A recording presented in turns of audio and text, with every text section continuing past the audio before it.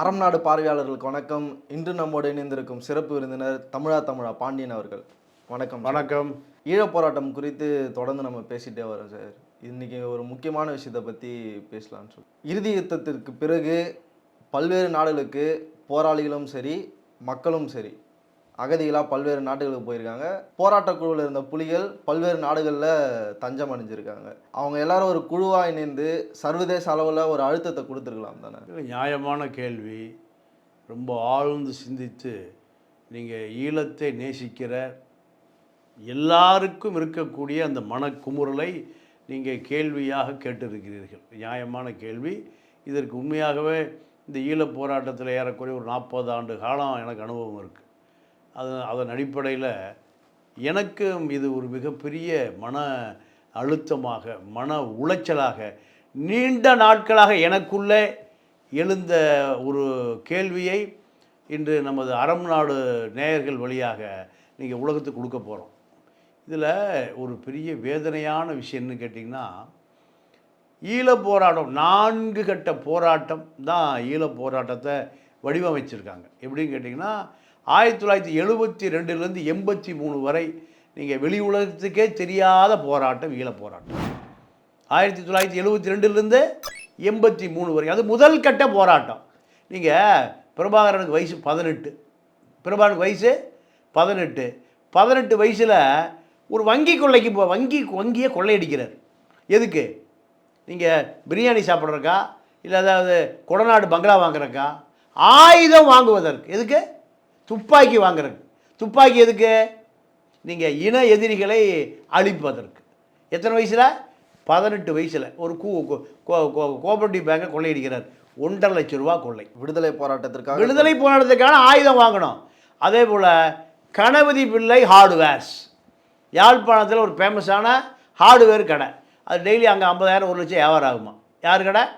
கணபதி பிள்ளை ஹார்ட்வேர்ஸ். அங்கே இரவில் பார்த்துருந்து ஒளிஞ்சிருந்து 2-3 பேர் போய் அவர்கிட்ட நீங்கள் துப்பாக்கியில் இல்லை. அப்போது அவர் அந்த பேக்கை வச்சுருப்பார்ல, அந்த பேக்கை பறிச்சுட்டு ஓடி போகிறாங்க. பேக்கை பறிச்சுட்டு ஓடி போய் திறந்து பார்த்தா அதில் 2 வேட்டி 2 சட்டை, கதர் சட்டை தான் இருக்குது. என்னென்னா, அவர் அன்றைக்கி ஊருக்கு போகிறக்காக, எங்கே கொழும்புக்கு போகிறக்காக, யாழ்ப்பாணத்தில் எங்கே போகிறக்காக, கொழும்பு போவதற்காக வேட்டி சட்டையெல்லாம் அங்கே வெயிட்டாக வச்சுருந்துருக்கார். பணத்தை போகும்போது எடுத்து பையில் வைக்கலாமே, ஏன்னா பணத்தை பையில் வைக்கல. ஆனால் இவங்க பறிச்சுட்டு போன பேக்கில் என்ன இருந்தது? வேஷ்டி சார். வேஷ்டி சட்டை தான். அப்போ இது இது இது இது போன்ற போராட்டங்கள் 72லேருந்து 83 வரை. பஸ்தியாம்பிள்ளை கொலை வழக்கு, ஆழ்புர பஸ்தியாம்பிள்ளைன்னா நம்ம அதாவது பெரிய போலீஸ் உளவுத்துறை அதிகாரி, வால்டர் தேவாரத்தை போல். அதே போல் ஆழ்புரன் துரையப்பா, அவர் தான் யாழ்ப்பாண யாழ் மாநகர மேயர். இவர்களுடைய அழித்தொழிப்புலாம் எப்போ நடக்குது? 72 to 83. 83க்கு பிறகு புலிகளை நீ கன்னிவெடி வச்சு இராணுவத்தை கொன்ற பிறகு உலகளாவிய புலிகளுடைய பெயர் பேசு பொருளாக மாறுகிறது. 83லேருந்து நீங்கள் 87 வரை 2ஆம் கட்ட போராட்டம். அதற்கு பிறகு தான் இந்திய இராணுவம் போகுது. முதல் கட்டம், 2ஆம் கட்டம். 3வது கட்டம் இந்திய இராணுவத்தோடு எதிர்த்து நின்று சண்டை. அது எது வரைக்கும்? நீங்கள் இந்திய இராணுவத்தை வெளியில் அனுப்புகிற வரைக்கும் 3ஆம் கட்டம். இந்திய இராணுவம் போன பிறகு இறுதி யுத்தம் 2009. அதுவரை 4ஆம் கட்டம். புலிகள் கொரில்லா யுத்தமாக இருந்து மரபு வழி இராணுவம். நீ ஒரு இராணுவம், நான் ஒரு இராணுவம். நீ 1000 பேர், நான் 1000 பேர். முதல்ல என்ன பண்ணுவாங்க? ஒரு 5 பேர் குண்டை வச்சு அடிச்சுட்டு போய் ஒளிஞ்சுக்குவாங்க. கொரில்லா தாக்குதல், அடித்து கொண்டு தப்பிச்சு ஓடி ஒளிஞ்சுக்கிறது. ஒரு இராணுவமாக மாறியது 4ஆம் கட்ட போராட்டம். இப்போ நம்ம பேச போகிறது எத்தனாம் கட்ட போராட்டம்? 5ஆம் கட்ட போராட்டம் தான் பேச போகிறோம். இதை யாரும் பேசலை. யுத்தத்திற்கு பிறகு 4 கட்ட போராட்டத்திற்கு பிறகு நீங்கள் இதுக்கு எத்தனை ஆண்டு ஆயிருக்கு? 72, 2009. எத்தனை ஆண்டு காலம்? 72லேருந்து நீங்கள் 2000 வரைக்கும். 72னா நீங்கள் 28 ஆண்டுகள் இல்லையா? 28. இந்த பக்கம் ஒரு 9 28 30 39 40 ஆண்டு காலம் இந்த யுத்தம் நடந்திருக்கு. இப்போ 2009லேருந்து 2023 எத்தனை வருஷம் ஆச்சு? ஒரு 13 14 வருஷம் ஆச்சு. இப்போ 14 வருஷம் வரலாறு யாரும் பேசலை, யாரும் ஆய்வு செய்யலை, யாரும் இதை விமர்சனம் செய்யலை. ஏன்னா புலிகளை விமர்சனம் செய்யக்கூடாதுன்னு ஒரு எப்படி கடவுளை பற்றி பேசக்கூடாது, கடவுளை பற்றி விமர்சனம் பண்ணக்கூடாது. 2009க்கு பிறகு புலிகளை விமர்சனம் பண்ணால் அது தேச துரோகம்னு சொல்லி வைக்கப்பட்டிருக்கு. ஆனால் நம்ம புலிகளுக்கு துரோகம் பண்ணும்போது அதை பேசிட்டா ஆகணும். இப்போ 2009க்கு பிறகு பல போராளிகள் நீங்கள் அங்கே வெள்ளக்குடி எடுத்துக்கொண்டு போய் எல்லா பேரும் சுட்டு கொல்லப்பட்டார்கள். இதுக்கு முழு காரணம் இந்திய இலங்கை அரசுகள் தான். இதன் பிறகு இந்த இந்திய இலங்கை அரசுகளை நம்பாமல் யாரும் போய் சரண்டர் ஆகாமல் வெள்ளக்கொடி பிடிக்காமல் பாதி பேர் என்ன பண்ணுறாங்க, அங்கங்கே தப்பிச்சு போகிறாங்க. அப்படி தப்பித்து போன பலாயிரக்கணக்கான பேர் எங்கே இருக்கான்னு கேட்டிங்கன்னா ஐரோப்பா நாடுகளில் தஞ்சம் அடைஞ்சிருக்கு. ஆங்கிலேயன் மனிதாபிமானமாக அவர்களுக்கு என்ன அந்தஸ்து கொடுத்துருக்கான், அகதி அந்தஸ்து கொடுத்து அவர் வேலைக்கு போய் பொழைச்சிக்கான்ட்டான். ஆனால் தாய் தமிழ் நாடு யார், தமிழ்நாடு 40 வருஷமாக என்ன பண்ணியிருக்கான், நாய்க்குட்டடியிலே வச்சுருக்கான், போலீஸ்காரனை காவலாக போட்டு. இது நாடா அது நாடா? ஐரோப்பா நாட்டில் அகதியாக போனவன் ஆனந்த சங்கரியுடைய மகன் ஹரிசங்கரி நாடாளுமன்ற உறுப்பினர். எங்கே? கனடியன் பாராளுமன்றத்தில் என்னவா இருக்கார் அவர், நாடாளுமன்ற உறுப்பினர். இங்கே 40 வருஷமாக பிறந்த 2 3 தலைமுறை பிறந்த பூரா எங்கே இருக்கான், பள்ளிக்கூடத்துக்கே போகாமல் அகதியாக கிடக்கான் நாய் கொட்டடியில். நாய் கூட அங்கே நாய் கழுதை எருமை பண்ணி தான் படுக்கும். இப்போ தான் அதை செட்டு போட்டிருக்கான். காவல்துறை கியூ பிரான்ச்சு கண்ட்ரோல் பல பஞ்சாயத்து என்கிட்ட வருது. பவானி சாகரில் அனைத்து அகதி முகாமில் இருக்கக்கூடிய குழந்தைகள்லாம் சேர்ந்து ஒரு ஸ்போர்ட்ஸ் நடத்துது. இதை நடத்தக்கூடாதுன்னு அங்கே இருக்கிற கியூ பிரான்ச் அதிகாரி லஞ்சத்தை வாங்கிட்டு நடத்தக்கூடாதுங்கிறான், வீடியோ எடுக்கக்கூடாதுங்கிறான். என்ன காரணம்? நீங்கள் அவனுக்கு எல்லா கியூ பிரான்ச்சும் லஞ்சம் வாங்கிட்டு, போலீஸ்காரன் லஞ்சம் வாங்கிட்டு, தாசில்தார் லஞ்சம் வாங்கிட்டு, அவன் வெளியே போகணும்னா காசு கொடுக்கணும், உள்ளே வரணும்னா காசு கொடுக்கணும். எங்கே ஏறக்குறைய ஒரு 600-700 அகதி முகாம் இருக்குது. ஒரு 80-90 பேர் அகதியாக இருக்கான். இந்த 80-90 பேரும் கியூ பிரான்ச்சுக்கு பயந்து வாழ்கிறான். ஏன் சார் அவங்களால இயல்பான ஒரு வாழ்க்கையை வாழ விடாமல் ஏன் இவங்க தடுக்கிறாங்க? ஏன் தடுக்கிறாங்கன்னா, அவன் தமிழனுக்கு மொத்தத்திலேயே ஈழத்தமிழனுக்கு எந்த அங்கீகாரம் கிடைச்சிடக்கூடாது டெல்லி நினைக்கிறான். நீங்கள் அது என்ன காரணம்னா, சர்வதேச நாடுகள் பூரா ஒன்று கூடி என்ன பண்ணுறான், அகதிகளை ஏற்றுக்கொள்ளணும்னு ஒரு தீர்மானம் போட்டு கையெழுத்து போடுறான். இந்தியா கையெழுத்தே போட மாட்டேங்கிறான். ஏன்னா அகதியாக அவன் வருவான், மலையக தமிழனும் ஈழத்தமிழனும் தான் அகதியாக வருவான், வேறு யாரும் வரமாட்டான். தாய் தமிழ்நாடான தமிழ்நாட்டில் நீங்கள் அகதியாக 40 வருஷம் முந்தி வந்தவன் கல்யாணம் பண்ணி குழந்தை ஊட்டி பெற்று அவனுக்கு எத்தனை வயசாச்சு? 40 வயசாச்சு. இன்னும் அவன் என்னவா இருக்கான்? அகதியாக தான் இருக்கான். அவனுக்கு எந்த விதமான இந்திய குடிமகனுக்கான எந்த உரிமையும் இல்லை. இதுதான். அப்போது புலம்பெயர்ந்த தமிழர்கள் பூரா என்ன பண்ணுறாங்க, நம்ம ஒரு ஜனநாயகமான போராட்டத்தை ஐநா சபையிலையோ இல்லை சர்வதேச சமூகங்களுக்கு ஆதரவாகவோ ஒரு பெரிய போராட்டத்தை ஒருங்கிணைக்கணும்னு சொல்லி அகிலா மூத்த பெண் போராளி தலைவரிடம் முதலில் ஆயுதம் வாங்கிய பெண் போராளி தலைவர் இவருடைய கணவன் ஒரு மூத்த போராளி. அவர் ஜெர்மனில் இன்ஜினியராக இருக்கார். எப்போ 85களில் ஜெர்மனில் வசதி வாய்ப்பாக ஒரு 3-4 லட்சம் சம்பளம் வாங்கிட்டு இருக்கார். இந்த தேசத்துக்கு தன்னை தியாகம் பண்ணணும்னு சொல்லி அவர் என்ன பண்ணுறாரு, அந்த வேலையை விட்டுட்டு எங்கே போகிறாரு, ஈழத்துக்கு போகிறார். ஈழத்துக்கு போய் அவர் ஒரு பொறியாளராக இருந்தவர் என்ன பண்ணுறாரு, ஈழ போராட்டத்தை தன்னை இணைத்து கொள்கிறார். நீங்கள் அவருடைய மனைவி தான் அகிலா. நீங்கள் அவ இந்த ராஜீவ் கொலையில் நீங்கள் A1 A2 A3 எல்லாம் போலி குற்றவாளிகள், எல்லாமே போலி குற்றவாளிகள். அப்போ இந்த அகிலா குடும்பம் இந்த தேசத்துக்காக மிகப்பெரிய தியாகம் செய்திருக்கிறார். A3 அகிலா. A1 யார் சார்? A1 பிரபாகரன், A2 பொட்டு, A3 அகிலா. அப்போ இது எல்லாமே போலி குற்றவாளிகள் தான். நீங்கள் ராஜீவ் கொலை விசாரித்த ஜெயின் கமிஷனே மர்மமாக செத்து போகிறாரு. அதுக்கு யார் A1 யார், A2 யார், A3 யார்? ஜெயின் கமிஷன் எப்படி செத்து போகிறாரு? விசாரித்த ஜெயின் கமிஷனை அவர் சாவே மர்மமாக இருக்குது. அந்த அகிலா அக்கா என்ன பண்ணுறாங்க, 2009 நீங்கள் எப்படி அவங்க ஈழத்திலிருந்து வர்றாங்கன்னா, 2 ஆண் குழந்தை 2 பெண் குழந்தை, 2 ஆண் குழந்தை 2 பெண் குழந்தை. இந்த 2 ஆண் குழந்தை 2 பெண் குழந்தைகளை தூக்கிட்டு நடந்து வராங்க. எல்லாம் சின்ன சின்ன பொடுசுங்க எல்லாம் கூட்டிகிட்டு எங்கேருந்து வர்றாங்க, முள்ளிவாய்க்கால்லேருந்து வவுனியாவுக்கு நடந்து வராங்க. நடந்து வந்து நீங்கள் அகதி முகாமில் அங்கே துரோகிகளால் காட்டி கொடுக்கப்பட்டு பல பேர் கொலை செய்யப்படுகிறார்கள். காட்டி கொடுத்து போகிற யார்? நீங்கள் முன்னாள் போராளிகள். என்ன சார் காரணம்? என்ன காரணம்னா, இவன் சிங்கள அரசருடைய கைக்கூலியாக மாறிடுறான்.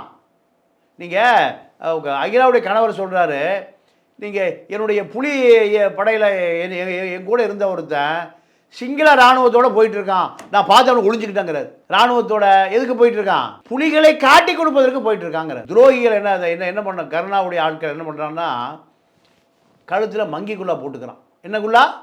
மங்கிக்குள்ளா. கண்ணில் மட்டும் 2 ஓட்டை விட்டுட்டு நீங்கள் அந்த மாணிக் ஃபார்ம் வவுனியா அகதி முகாமில் எல்லா புலிகளும் வந்து சரணடை சொல்லிட்டாங்க. எல்லா பெண்கள் ஆண்கள் பூராமல் நீங்கள் நிர்வாணப்படுத்தி நிறுத்தி வச்சுருக்கான். எப்படி? ஏன்னா அவங்க எதாவது ஆயுதம் வச்சுருப்பாங்கன்னு. இப்படி மனித உரிமைகள் முழுமையாக மீறப்பட்ட இடம் இந்த வவுனியா மாணிக் ஃபார்ம். அங்கே முழுக்க முன்னாள் புலிகள் தான் இந்நாள் புலிகளை காட்டி கொடுக்குறான். நீங்கள் அவன் மைக்கில் சொல்கிறான், 1 மணி நேரமாக இருந்தாலும் சரி, ஒரு நாளாக இருந்தாலும் சரி, ஒரு வாரமாக இருந்தாலும் சரி, ஒரு மாதமாக இருந்தாலும் சரி, ஒரு வருஷமாக இருந்தாலும் சரி, புலி இயக்கத்தில் உறுப்பினராக இருந்தால் நீங்களாக வந்து சரண்டர் ஆயிருங்க. நாங்களாக பிடிச்சா மரண தண்டனை கொடுத்துருவோம். அதனால் நீங்கள் எங்கிட்ட ஒழிக்க முடியாது, மறைக்க முடியாது, நீங்கள் எங்கிட்ட தப்பிக்க முடியாது. அதனால் 1 வருஷமாக இருந்தாலும் சரி, விடுதலை புலி இயக்கத்தில் உறுப்பினராக வந்து நீங்கள் எங்கே சரண்டர் ஆயிடணும்? மிலிட்ரியில் சரண்டர் ஆயிடணும். இப்படி மைக்கில் பல லட்சக்கணக்கான மக்கள் வந்து நிற்கிறான். எங்கேருந்து? முள்ளிவாய்க்காலேருந்து நடந்து வர்றான். நடந்து வந்து சோறு இல்லை, சாப்பாடு இல்லை, மருந்து இல்லை, மாத்திரை இல்லை. அதாவது பாதி உயிர் தான் உடம்புல ஒட்டியிருக்கு. அப்போ அப்படி நடந்து பல கிலோமீட்டர் நடந்து வந்தவனை நீங்கள் அடையாளப்படுத்தி, அவன் புலியா இந்த பக்கம் பிடிச்சிட்டு கொள்ளு, புலி இல்லையா அந்த அகதி முகாமில் போடு, இப்படி காட்டி கொடுக்குறது யார்? முன்னாள் போராளிகள். அப்படி காட்டி கொடுக்கப்பட்டு பிரிக்கப்பட்டு கொண்டு போய் என்ன பண்ணுறான்? விஷ ஊசி போட்டு கொள்கிறான். நீங்கள் தமிழினி அந்த அம்மாவெல்லாம் நீங்கள் சிறப்பு முகாமில் வச்சு விஷ ஊசியை போட்டே கொண்டுட்டான். அப்போ அகிலா கணவர் வருகிற பொழுது மூத்த பெண் குழந்தை, அந்த பெண் குழந்தை என்ன பண்ணுறா? ஒரு பல கிலோமீட்டர் நடந்து வந்ததில் பெரிய மனுஷி ஆயிடுறான். பெரிய மனுஷி ஆன பிறகு நடக்க முடியல. அப்போது இரத்தப்போக்கு. இந்த குழந்தைய தூக்கி தோளில் போட்டு கொண்டு வர்றாங்க. கொண்டு வரும்போது அந்த குழந்தை இறந்து போயிடுது. அப்போ இறந்து போன பிறகும் நீங்கள் இராணுவ முகாமில் வரிசையில் நிற்கிறாங்க. எதுக்கு? அடையாளப்படுத்தி தான் வெளியிடுவான். நீ புலி இல்லையா அதை காமிக்கிறதுக்கு யார்? துரோகி புலி கூட இருப்பான். எந்த புலி? துரோகி புலி கூட இருப்பான். அப்போ இவன் வந்து அகிலா கணவன் தர்ஷன் 2 பேரும் புலிகளில் மூத்த உறுப்பினர்கள். கடைசி வரை யுத்தத்தில் இருந்தவங்க. ஏறக்குறைய நீங்கள் 80களிலிருந்து 85களிலிருந்து அகிலா இயக்கத்தில் இருக்கான். யார்? அகிலாவும் அகிலாவுடைய கணவர் நீங்கள் தர்ஷனும். இந்த குழந்தை மரணம் அடைந்த பிறகு தோளில் போட்டிருக்காங்க. மரணம் அடைந்த அந்த குழந்தைய ஒரு இராணுவ வீரன் வந்து பார்க்குறான். இப்போ இந்த குழந்தைய அடக்கம் பண்ணிட்டு மறுபடியும் கீழே வாங்குறான். எப்போ? அடக்கம் பண்ணிவிட்டு. அடக்கம் செய்வதற்கு போனவங்க தான் அவங்க அங்கேருந்து தப்புறாங்க. அந்த குழந்தை இறக்கலைன்னா என்ன ஆயிருக்கும்? 4 குழந்தைகள், தாய் தகப்பன், அகிலா, தர்ஷ, அத்தனை பேருமே நீங்கள் சிங்கள இராணுவ வதை முகாமில் கொல்லப்பட்டிருப்பார்கள். அப்போ அந்த குழந்தை தன்னுடைய உயிரை விட்டு அந்த குழந்தைய பிரபார் கையில் வச்சுருப்பாராம். பிரபார தேசிய தலைவர் அந்த குழந்தைய கையில் வச்சு கொஞ்சுவாராம். அந்த குழந்தை மரணமடைந்து ஒரு சகோதரியை, 2 சகோதரனை, தாயும் தந்தையும் அந்த குழந்தை காப்பாற்றியிருக்கு. அந்த குழந்தையுடைய மரணம்தான் இந்த 5 பேருக்குமான வாழ்க்கை. இன்றைக்கு ஒரு மேற்குலக நாடுகளில் இன்றைக்கி அவங்க அகதியாக வாழ்ந்துட்டுருக்காங்க. அப்போ இவர்கள் என்ன பண்ணுறாங்க, இந்த போராட்டத்தை நம்ம முடித்து விடக்கூடாது. போராட்டத்தை நம்ம மீண்டும் ஜனநாயக போராட்டமாக, ஐரோப்பா அரசாங்கம் எதை அனுமதிக்கிறதோ அதை ஜனநாயக பூர்வமாக நம்முடைய கருத்துக்களை பதிவு செய்யணும். எங்கே? ஐநா சபையில், ஜெனீவாவில். இந்த போராட்டத்திற்காக ஒரு பெரிய முயற்சி எடுக்கிறார். யார்? நீங்கள் அகிலா முயற்சி எடுக்கிறாரு. இதுக்கு நடுவில் இன்னொரு விஷயத்தை நம்ம பதிவு பண்ணணும். என்னென்னு கேட்டிங்கன்னா, நீங்கள் அகிலா கணவருடைய சகோதரர் தான் தர்ஷன். அவர் தான் நீங்கள் ரங்கன். தம்பி பேர் ரமணன். அண்ணன் பேர் ரங்கன், தம்பி பேர் ரமணன். 2 பேருமே முழு நேர புலிகள். அப்போ நீங்கள் என்ன நடந்ததுன்னா, நேராக புறப்பட்டு யார் அண்ணன் ரங்கன் எங்கே போகிறாரு? ஈழத்துக்கு போகிறாரு. ஈழத்துக்கு போய் சொல்கிறாரு, புலிகள் இயக்கம் இருக்கக்கூடிய வெளிநாட்டு பிரதிநிதிகள் பூரா பல லட்சங்களை ஏமாத்துறான். அதாவது அவர் என்ன சொல்கிறாரு, நீங்கள் அண்ணன் என்ன சொல்கிறார், இந்த டிஆர்டி ரேடியோவில் இன்றைக்கி அவர் தான் இந்த மக்களுக்காக அங்கே ஏறக்குறைய ஒரு 15 பேர் வேலை செய்கிறாங்க. ஐரோப்பாவில் ஈழத்தமிழர்களை ஒருங்கிணைக்கக்கூடிய ஒரு சேட்டலைட் ரேடியோ. நீங்கள் அங்கே வவுனியாவில் இருக்கிற ஒரு வயோதிக தாய்க்கு பணம் வேணும்னா அதில் சொல்லுவாங்க. சொன்னால் நீங்கள் உதவி செய்கிறவன் ஐரோப்பாவில் வந்து யாருக்கு பணம் அனுப்புவான்? வவுனியாவில் இருக்கிற அந்த மூதாட்டிக்கு பணம் அனுப்புவான். இப்படி ஒரு பெரிய நெட்வொர்க்கை இன்றைக்கும் டிஆர்டி ரேடியோ செஞ்சிட்ருக்கு. அங்கே பணியாற்றுக்கிற யாருக்குமே சம்பளமே கிடையாது. எல்லாமே எப்படி வேலை செய்கிறாங்க? வாலண்டியராக வந்து வேலை செய்கிறாங்க. அதாவது அந்த தேசத்துக்கு செய்யக்கூடிய சேவையாக செய்கிறாங்க. அங்கே யாருக்கும் சம்பளம் கிடையாது. அது ஒரு சேட்டலைட் ரேடியோ, டிஆர்டின்னு நீங்கள் அடித்தா வரும். அப்போது இதில் என்ன பண்ணுறாரு அவர் சொல்கிறார், நீங்கள் ரங்கன் சொல்கிறாரு, நான் ஈழ போராட்டத்தில் என்னுடைய குழந்தை குழந்தையாக இருக்கிற பொழுது நான் என்னுடைய மனைவியும் குட்டுகிற பணி எங்கே? ஃப்ரான்ஸில். அந்த குழந்தை எடுத்துகிட்டு போய் தான் நான் வீடு வீடாக நிதி சேர்ப்பேங்கிறார். யார்? அண்ணன். அப்போது இதுக்கு இந்த நிதி பல கோடிக்கணக்கான ரூபாய் சேர்த்து கொடுத்துருக்கார். எப்படி? பல கோடிக்கணக்கான ரூபாய். அப்போது இந்த நிதி கையாடல் செய்யப்படுகிறது. இந்த தகவல் எடுத்துகிட்டு எந்தெந்த வெளிநாட்டு கிளையில் கையாடல் செஞ்சாங்கங்கிற தகவல் எடுத்துகிட்டு எங்கே போகிறாரு? பிரபாரனை பார்க்க போகிறார். பிரபாரனை பார்த்து பார்ப்பதற்கு முன்பு பொட்டை பார்க்குறாரு. பொட்டை பார்த்து சொல்கிறாரு, வெளிநாட்டு கிளைகளில் பல கிளைக்கு பொறுப்பாளர் இருக்கக்கூடிய பல பேர் ஊதாரித்தனமாக செலவு பண்ணுறான். உதாரணத்திற்கு புலிகளுக்கான ஒரு கூட்டம், அந்த கூட்டத்துக்கு போகும்போது 10 பேர் 15 பேர் 20 பேர் வருவாங்க.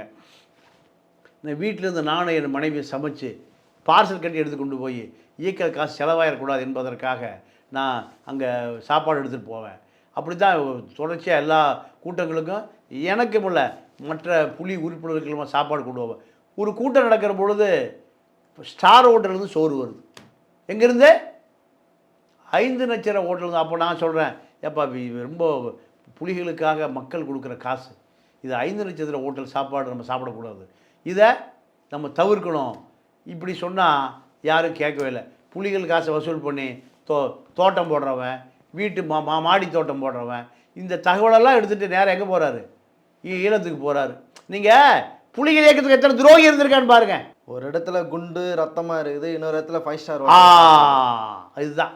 அப்போது எடுத்துகிட்டு நேராக போகிறாரு. போய் புட்டுட்டு சொல்கிறாரு, இந்த கிளையில் இருக்கிறவன் பூரா ஏமாத்துறான், அவன் பூரா புலிகளை நீங்கள் புலிகளுடைய காசை நீங்கள் ஊதாரியாக செலவு பண்ணுறான்னு. உடனே இந்த தகவல் தேசிய தலைவர் போகுது. சரி வர சொல்லு, யாரை? ரங்கனை வர சொல்லுன்னு. அப்போ சொல்கிறார், இது நீங்கள் நடவடிக்கை எடுப்பதாக இருந்தால் உள்ள சந்திக்கிறேன். யாருன்னு சொல்கிறா? பிரபாகரனை சந்திப்பதற்கு முன்பு பொட்டுக்கிட்ட சொல்கிறாரு. யார்? ரங்கன். அப்போ இல்லைப்பா அவர்கிட்ட போய் இந்த விஷயம்லாம் பேசாத. யார்கிட்ட போய்? தேசிய தலைவர்கிட்ட போய் இதெல்லாம் சொல்லாத. ஏன்? அவர் மிகுந்த குழப்பத்தில் இருக்கார், மன உளைச்சல் இருக்கார். வெளிநாட்டு கடையில் பாதி பேர் இப்படி ஏமாத்துறான்னு அவருக்கு தெரியுது. நடவடிக்கை எடுக்க முடியல. நடவடிக்கை எடுப்பதற்காக யோசிச்சு இந்த கருணாவை போன்ற துரோகிகளை நீங்கள் களைவதற்கு நேரம் பார்த்துட்டு இருக்காரு அப்படிங்கிறார். அப்போ அண்ணன் சொல்கிறார், நான் தலைவரோட பார்த்து படம் எடுத்துகிட்டு போகிறதுக்காக எங்கேருந்து வரல, ஃப்ரான்ஸ்லேருந்து வரல. தலைவரோட படம் எடுக்கிறதுக்கு கோடிக்கணக்கான பேர் கியூவில் நிற்கிறான். ஆனால் அவர் என்ன சொல்கிறாரு, நான் தலைவரோட படம் எடுக்க வரலையா, பல பேர் ஏமாத்துறாயா, பல பேர் பணத்தை கொள்ளையடிக்கிறான், பல பேர் பணத்தை சுருட்டுறான், மக்கள் கொடுக்குற பணம் 50 அங்கே பணியில் வேலை பார்த்து. அப்போ இது நடவடிக்கை எடுக்கணும். நடவடிக்கை எடுப்பதாக தலைவர் எனக்கு உறுதியளித்தால் நான் தலைவரை சந்திக்கிறேன். இல்லை தலைவர் போய் குழப்பாத. அப்போது தலைவரை சந்திக்காமலே திரும்புகிற ஆள் தான் யார்? நீங்கள் ரங்கன் ரமணனுடைய அண்ணன், அகிலாவுடைய கணவருடைய சகோதரன். இப்போ அவரோட மனநிலை என்னவா சார் இருக்கும்? ஒரு முக்கியமான பிரச்சனையை வந்து தலைமை கிட்ட எடுத்துகிட்டு போகணும்னு நினைக்கிறாரு. இந்த அவர் சொல்ல போகிற பிரச்சனை வந்து ஏதோ ஒரு விதத்தில் விடுதலை புலிகள் போராட்டத்திற்கு பாதிப்பாக இருக்கும். அப்போ அவருடைய மனநிலை என்னவா சார் இருந்திருக்கும்? இயக்க நடவடிக்கைகளிலிருந்து தன்னை தொடர்பை துண்டித்து கொண்டார் அந்த நாளிலிருந்து. நீங்கள் அதுதான் பெரிய வேதனை. நீங்கள் அவர் சொல்கிறாரு, நான் 50 லட்சம் ரூபா பணம் டாலராக எடுத்துகிட்டு கேபிகிட்ட கொடுக்குறதுக்கு, ஆயுதம் வாங்குவதற்கு, எங்கேருந்து நீங்கள் குமரன் பத்மநாபன்கிட்ட கொடுக்குறதுக்கு ஃப்ரான்ஸிலிருந்து வேறொரு நாட்டுக்கு விமானத்தில் போகிறார். விமானத்தில் போகிற பொழுது இந்த பணத்தை $100 $50 சேர்த்த பணம், இதை நீங்கள் விமான நிலையத்தில் பறிமுதல் செஞ்சிடக்கூடாது அப்படிங்கிறதுக்காக அவர் என்ன பண்ணுறாரு, நீங்கள் ஒரு நோயாளியாக மாறிடுறார். செயற்கையாக காய்ச்சலை வர வைக்கிறார். செயற்கையாக உடல் குதி நிலையில் பயணம் பண்ணுறார். பண்ணும்போது பேஷண்ட்டு ரைட் செக் பண்ண மட்டும் அனுப்பு. அப்போது இவ்வளவு தூரம் தன்னை வருத்தி கொண்டு இந்த இயக்கத்துக்காக உழைத்த குடும்பம்தான் தர்ஷனுடைய குடும்பம். அப்போ அகிலா என்ன பண்ணுறாங்கன்னா, மேற்கு உலக நாடுகள் இருக்கிற எல்லா முன்னாள் புலிகளையும் வர வச்சு நாம் ஜனநாயகபூர்வமான போராட்டத்தை தொடரணும். தலைவர் நமக்கு விட்டு சென்ற பணி என்ன பணி? நீங்கள் ஆயுதம் தாங்கிய ஆயுதம் மௌனிக்கப்பட்டது, ஆனால் நாம் மௌனிக்கலை. நம்முடைய உணர்வு மௌனிக்கலை, நம்முடைய கொள்கை மௌனிக்கலை. நமக்கு முன்னால் பல 50,000 தோழர்கள் என்ன பண்ணியிருக்கான், வீர மரணம் அடைஞ்சிருக்கான். அவனுடைய கனவு குட்டிமணி சொல்வதை போல தான், என்னுடைய கண்ணை பிடுங்கி எரியிற பொழுது இந்த கண் தமிழீழம் கிடைத்த ஒருத்தனுக்கு இந்த கண் பொருத்தப்பட்டு நான் அதன் மூலம் தமிழ் எழுத்தை பார்க்குறேன்னு சொன்னால குட்டிமணி, ஜெகன், தங்கத்துறை, அதே போல தான் இந்த 50,000 இளைஞர் இறந்து போயிருக்கான். எதை நேசித்து? விடுதலையை நேசித்து, தமிழீழத்தை நேசித்து. அதனால் அந்த கனவுகளை நாம் நனவாக்க வேண்டிய தேவை இருக்குன்னு அவ்வளோ புலிகளையும் அந்த அம்மா கூப்பிடுது. அக்கா அக்கா அக்கான்னு எல்லாம் பாசமாக வர்றான். வந்து அடுத்த கட்ட செயல்பாடுகள் நம்ம எல்லா நாடுகளிலும் கிளை தொடங்கி எல்லா நாடுகளில் இருக்கக்கூடிய உணர்வாளர்களை ஒருங்கிணைத்து மக்களை ஒன்று சேர்த்தி நம்ம ஜனநாயக பூர்வமான போராட்டத்தை ஜெனீவாவிலேயோ இல்லை ஐநாவிலேயோ அமெரிக்காவுக்கோ லண்டனுக்கோ பிரான்ஸ் தூதரகத்துக்கோ நம்முடைய உணர்வுகளை நீங்கள் சொல்லிகிட்டே இருக்கணும். ஆங்கிலேயனை இதில் சேர்த்துக்கணும், ஃப்ரெஞ்சுக்காரனை சேர்த்துக்கணும், பிரிட்டிஷ்காரனை சேர்த்துக்கணும், அமெரிக்காரனை சேர்த்துக்கணும், நார்வேக்காரன். இப்படி இந்த ஜனநாயக போராட்டத்தை அடுத்த தளத்துக்கு கொண்டு போகணும். மேற்குலக நாடுகளில் ஈழத்துக்கு ஆதரவான ஒரு களத்தை உருவாக்கணும். இதில் மற்ற நாடுகள் இருக்கக்கூடிய தமிழர்கள் அல்லாதவர்களை இணைத்து கொள்ளணும். தனித்து இயங்காமல் மற்ற ஜனநாயக சக்தியிலும் ஒன்றிணைக்க வேண்டிய தேவை இருக்குது.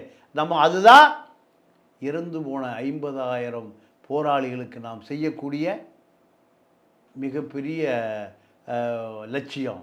இதை ஆர்கனைஸ் பண்ணுறாங்க அந்த அம்மா. புலிகள் இயக்கத்தில் இவங்க என்ன பொறுப்பில் சார் இருந்தாங்க? இவங்க மகளிர், அதாவது பெண் புலியுடைய தலைவி. அதாவது தலைவர் கையால் முதல்ல ஆயுத பயிற்சி பெற்று ஆயுதம் வாங்கிய முதல் பெண் புலி யார்? அகிலா. அப்போ மூத்த எல்லாமே அக்கா தான் கூப்பிடுவான். மூத்த உறுப்பினர். இன்றைக்கி அந்த அம்மாவுக்கு ஏறக்குறைய ஒரு 50-55 வயசு இருக்கும். பசங்க எல்லாமே இன்றைக்கி 25 வயசு 30 வயசு ஆயிடுச்சு. அப்போ நீங்கள் அந்த அம்மாவுக்கு ஒரு 50-55 வயசு இருக்கும். இந்த அகிலாவுடைய போராட்ட களம் விரிவடைகிற பொழுது சிங்கள அரசு அச்சமடைகிறது. சிங்கள அரசு பயப்படுறான். ஏன் பயப்படுறான்னா, மீண்டும் புலிகள் நீங்கள் ஜனநாயகத்தை நோக்கி, அதாவது ஜனநாயக போராளிகள் சர்வதேச நாடுகளுக்கு அழுத்தம் கொடுத்து விடுவார். நீங்கள் அங்கே இருக்கக்கூடிய நாடாளுமன்றக்கூடிய ஆதரவு கிடைக்கும். நீங்கள் அங்கே இருக்கக்கூடிய பிரெஞ்சு தேசத்தாருடைய ஆதரவு கிடைக்கும். இப்படி பல கட்டங்கள், பல முயற்சிகள் ஒன்றிணைக்கப்படும், ஒருங்கிணைக்கப்படும், சர்வதேசம் இணைக்கப்படும். மீண்டும் சர்வதேச இருக்கக்கூடிய ஈழத்தமிழர்கள் நீங்கள் உரைத்த அமைப்பின் கீழ் கொண்டு வரப்படுவார்கள். கூட்டு தலைமை எல்லாம் முடிவெடுக்கலாம்னு சொல்லி முயற்சி செய்தால் நீங்கள் அடுத்த வாரம் எல்லாம் கேட்டுட்டு போகிறான். எல்லாம் வந்தவர்கள் பூராமே புலிகள் இயக்கத்தில் புறையோடி போன நண்பர்கள், தோழர்கள். அடுத்த என்ன பண்ணுறான்னா, அகிலா கேர்னல் தீபா மரணமடைந்து விட்டார்னு கண்ணீர் அஞ்சலி போட்டு வாட்ஸ்அப்லேயும் ஃபேஸ்புக்லேயும் போடுறான். ஆனால் அவங்க உயிரோடு தான் இருக்காங்க. உயிரோடு இருக்க இன்றைக்கி வரை உயிரோடு இருக்காங்க. இது நடந்து 2009. அப்போது உண்மையாகவே இவர்கள் புலிகளா, இல்லது துரோகிகளா, இல்லை கருணாக்களா, பிள்ளையான்களா இவர்? அப்போது சிங்கள அரசாங்கத்தினுடைய சம்பளப்பட்டியலில் இருக்கக்கூடிய இந்த துரோகிகள் நீங்கள் எப்படி ஈழ போராட்டத்தை நேசிச்சிருப்பான்?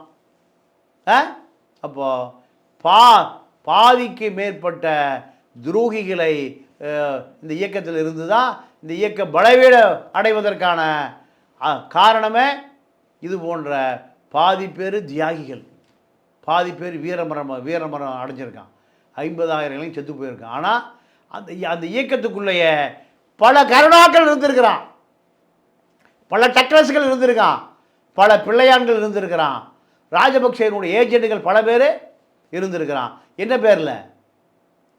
புலிகளின் பேரில். அதுதான் பெரிய ஆச்சரியம். தலைமைக்கு தெரியலையா சார்? அவங்க தலைமைக்கு தெரியல.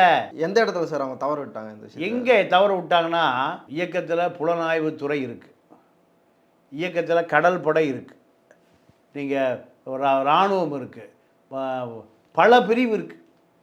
ஆனால் இந்த ஆட்கள் முழுமையாக இராணுவத்தில் இவர்கள் பணியாற்றாமல் எங்கே பணியாற்றினாங்கன்னா, மற்ற பிரிவு இருக்குல்ல, மற்ற பிரிவுகளில் இவன் இயற்கையாகவே சிங்கள அரசுனுடைய ஏஜெண்டுகளாக ஊடுருவி இருக்கான். இயக்கத்துக்குள்ள ஊடுருவி இருக்கான். தொழிற்சாலை பிரிவு, கப்பல் கட்டுற பிரிவு, ஆமாம், சின்ன சின்ன துறை. ஆமாம். நீங்கள் கலாச்சார பிரிவு, அதாவது ஊடக பிரிவு, பொருளாதார பிரிவு, இந்த இராணுவ புலனாய்வில் கண்டுபிடிச்சிருவான். ஆனால் இவங்க எங்கே ஊடுருவி இருக்கான்? பல தளங்களில் ஊடுருவி இருக்கான். இந்த ஊடுருவலை இயக்கம் கண்டுகொள்ளவில்லை. ஏன் கண்டலைன்னா, இயக்கம் நீங்கள் பிரபாரன்கிட்ட போய் மாத்தையா விஷயத்தை சொல்கிறாங்க. சொன்ன பிறகு பிரபாரன் சொன்னாராம், நம்ம எதிரி எங்கெங்கேயோ தேடிட்டு இருந்தோம், எதிரி எங்கே இருந்திருக்கான்? சட்டப்பைக்குள்ளேயே இருந்திருக்கான். அவர் சொன்ன வார்த்தை. எங்கே இருந்திருக்கான்? துரோகி எங்கே இருந்திருக்கான்? சட்டப்பைக்குள்ள. எதிரியை நம்ம எங்கெங்கேயோ தேடிட்டு இருந்திருக்கோம், ஆனால் சட்டப்பையை பார்க்காம விட்டுட்டோமேனாராம். இதுதான். அப்போ அகிலாவினுடைய முயற்சி எப்படி முறியடிக்கப்படுதுன்னா, நீங்கள் அகிலாவை நீங்கள் பின்வாங்க வைத்து விட்டால், பிரபாகரனை நீங்கள் கொன்றொழித்து விட்டால் ஆயுத போராட்டம் அழிந்து போயிடும். இதுதான் நீங்கள் இந்திய இலங்கை புலனாய்வாளர்களுடைய திட்டம்.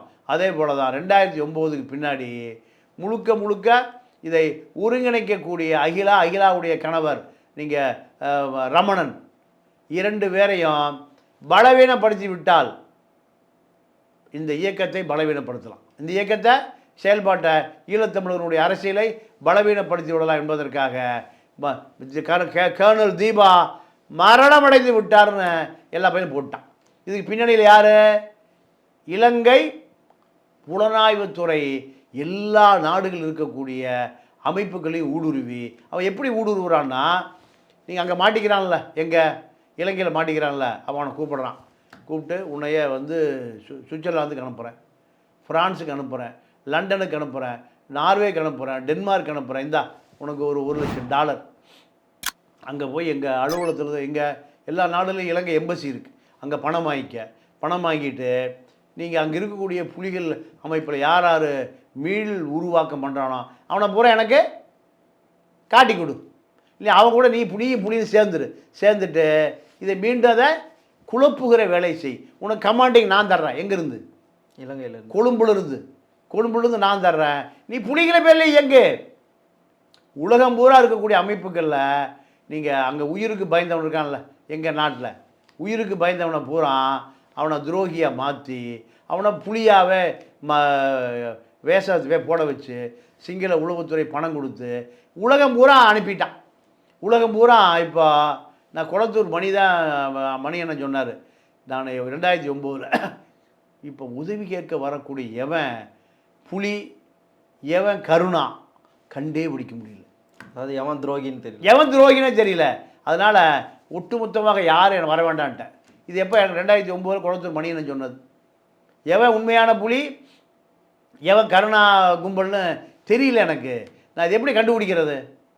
கண்டுபிடிக்கக்கூடிய அளவுக்கு போய் யார்கிட்ட போய் கிராஸ் செக் பண்ணுறது? பொட்டும் இல்லை, பிரபாரணம் இல்லை, சூசை இல்லை, யார்கிட்ட போய் கேட்கறது இவன் கருணா ஆளா அப்படின்னு? அதனால் யாரும் வர வேண்டாம்னு சொல்லிட்டார். அப்போது இலங்கை அரசாங்கத்தினுடைய ஏஜெண்டுகளாக உலகம் முழுக்க பல ஆயிரக்கணக்கான பேர் சம்பளம் வாங்கிட்டு பணியாற்றுறான். இந்த பேரில் புலிங்கிற பேர்லையே. ஏன்னா பழைய புலி அவன். ஆக புதிதாக எந்த உணர்வும் வந்துவிடக்கூடாது என்பதற்காக நீங்கள் பழைய புலி என்ன பண்ணுறான், நீங்கள் முழுக்க துரோகியாக கருணா ஆட்களாக டக்ளஸ் கும்பலாக பிள்ளையார் ஆளாக மாறி புலிகள் என்ற போர்வையிலேயே நீங்கள் உலகம் முழுக்க இன உணர்வை நீங்கள் ஆசிட்டை ஊற்றி அழிச்சிட்ருக்கான். நீங்கள் அமெரிக்கா என்ன பண்ணுவோன்னா, சிஐஏ என்பது கம்யூனிசத்தை ஒழிப்பதற்காக உருவாக்கப்படுகிற ஒரு படை. உலகம் முழு கம்யூனிசம் வந்துடக்கூடாது, தொழிலாளியின் அதிகாரம் வந்துடக்கூடாது. ஆனால் அந்த படையை ஒழிப்பதற்காக எப்படி ஆள் எடுப்பான்னா, கம்யூனிசத்தில் மார்க்சிசத்தில் டாக்டரேட் பண்ணியிருக்கணும். எதில்? கம்யூனிசத்தில் மார்க்சிசத்தில் டாக்டரேட் பண்ணியிருக்கணும். என்ன வேலைக்கு? சிஐஏ வேலைக்கு. சிஐஏ வேலை கம்யூனிசத்தை ஒழிப்பது. அப்புறம் ஏன் நீ டாக்டரேட் பண்ண சொல்கிறேன்னா, இவன் ஊடுருவுகிற போது யார்கிட்ட போய் ஊடுருவான்? கம்யூனிஸ்ட் நக்சலைட் ஊடுருவுகிற பொழுது இவன் ஒரு தேர்ந்த கம்யூனிஸ்டாக, திறமை வாய்ந்த நக்சலைட்டாக அவன் பேச்சின் போது வெளிப்படுத்துகிற பொழுது, அப்போ நீங்கள் உண்மையான கம்யூனிஸ்ட் நினைப்பான், இவன் தாண்டா எவ்வளோ பெரிய அறிவாளியாக இருக்கான், நக்சலிசத்தில் கம்யூனிசத்தில் மார்க்சிசத்தில் இவன் தாண்டா தலைவன், இவனை தாண்டா நம்ம ஃபாலோ பண்ணணுங்குவான். ஆனால் அவன் யார்? அவன் சிஐஏ ஏஜெண்ட்டு. அதே போல தான் உலகம் முழுக்க பரவி இருக்கிற ஈழத்தமிழர்களில் கருணா ஆட்கள், இலங்கை ராஜபக்ஷ ஆட்கள் ஊடுருவி புலிகள் இயக்கமாக நடமாடி கொண்டு இருக்கிறார்கள். அப்போ அவர்கள் தான் இந்த கர்னல் தீபா அகிலா அக்கா செத்து போயிட்டான போஸ்ட் அடித்து ஒட்டிட்டான். அதோட அவங்க குடும்பம் மிகுந்த வேதனையோடு இயக்க நடவடிக்கையிலிருந்து ஒதுங்கி கொண்டார்கள். ஒதுங்கி கொண்டதுக்கு பிறகு நீங்கள் எது சந்தோஷமாக இருக்கான், யார் இந்த வேலைக்கு வரல? வேலைக்கு வரக்கூடிய அகிலாவுடைய கணவன் ரமணன் 2 பேருமே ஒதுங்கி கொண்ட பிறகு இதை விட மூத்த உறுப்பினர்கள் யாரும் இல்லை.